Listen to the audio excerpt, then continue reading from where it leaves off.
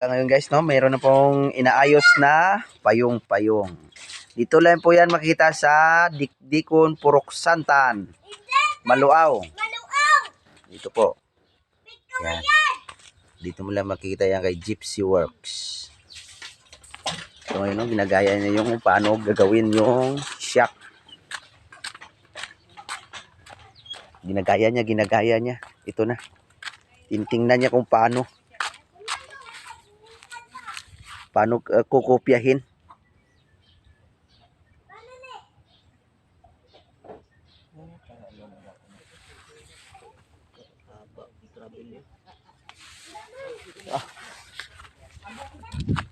Ayun na guys, nakopya niya na.